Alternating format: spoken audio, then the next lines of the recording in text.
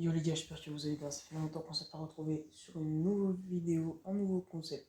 Les amis, on est parti aujourd'hui pour savoir une petite question. Est-ce que l'Arabie Saoudite est en train de détruire le football européen? C'est parti. Donc les gars, on va directement énumérer les gars les très bons clubs qu'il y a en Arabie Saoudite, Al Ahly, Al Hilal, Al Ittihad et Al Nasser. Les gars qui sont quatre très bons clubs. Donc les gars, ces quatre très bons clubs ont réalisé de très bons mercatos. Malheureusement, ils sont en train de dévaliser, on va dire, le football européen. Moi, ce que je trouve quand même très décevant pour certains joueurs, on va parler de Riyad Mahrez, qui aurait pu au moins faire son retour en France, chercher un nouveau club. Je l'aurais bien vu en Serie A, au moins dans un club européen. Voilà.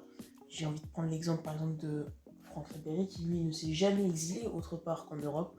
Il a tenu ses principes et il est resté en Europe. Edouard Mendy, très très bon gardien. À peine 3 ans qu'il a gagné la Ligue des Champions et 3 ans plus tard il part directement en Arabie Saoudite. C'est un énorme gâchis, surtout que Azpilicueta, je suis désolé, mais pour moi c'est le pire gardien de foot en Europe actuellement. C'est le pire. Je n'ai jamais vu un gardien aussi nul. J'ai vu presque tous les matchs de Chelsea cette saison. C'est vraiment nul. C'est nul et sincèrement c'est honteux parce qu'un joueur comme ça, un gardien aussi fort avec autant d'envie sur le terrain, qui a fait des arrêts exceptionnels.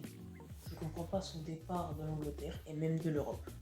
Ouais les gars, on peut aussi parler de Firmino, Malcolm pour 60 millions, Paul Ben Neves, Koulibaly, Milinkovic Savic, João Felipe Jota, Kanté, Karim Benzema. Mais on va parler les gars vraiment du sujet aujourd'hui, parce que les gars, il y a un sujet vraiment à aborder, c'est ce que l'Arabie Saoudite est-elle en train de détruire le football européen. Pour moi, clairement, quand tu enlèves des talents du football, quand tu enlèves des Ruben Neves, sincèrement, Ruben Neves, mais quel joueur, box to box, il peut jouer en 8, en 6, il est exceptionnel et il va à Hilal. Pourquoi malheureusement, c'est un joueur peut-être qui n'a pas eu un contrat assez énorme, avec pas assez d'argent peut-être, que le club de Wolverhampton n'avait pas assez d'argent pour se payer les frais de son salaire. Pourquoi au moins ne pas se transférer? Pourquoi au moins ne pas partir dans un autre club? Personnellement, je l'aurais très bien vu à Manchester City peut-être, à je sais pas, à Chelsea, un autre club, peut-être même venir en Ligue 1, au Paris Saint-Germain. Ça aurait été un très bon club. Enfin, le Paris Saint-Germain qui aurait recruté un très bon joueur. À Barcelone, je l'aurais extrêmement bien vu. Sincèrement, ça aurait été une très bonne recrue pour les Barcelonais. Deuxième joueur qui est en train de clairement gâcher sa carrière, malheureusement, et c'est pour moi le plus gros gâchis de cette vidéo, c'est Seko Fofana. Comment peut-il faire ça? Comment peut-il faire ça à un club qu'il a tant apprécié, qui lui a tant donné? Et il a tant donné au club aussi que sincèrement on ne sait pas quoi en penser, on ne sait pas si ce gars, sincèrement, comment peut-il faire ça? Sincèrement c'est incompréhensible la décision qui a été prise de sa part. Voilà. Je tiens d'ailleurs les gars à m'excuser du bruit qu'il y a en arrière-fond derrière les gars, c'est la télé. Excusez-moi les gars. Bon, reprenons les gars, comme je parlais, c'est Fofana, capitaine du RC Lens, qui réussit à qualifier son équipe en Ligue des Champions.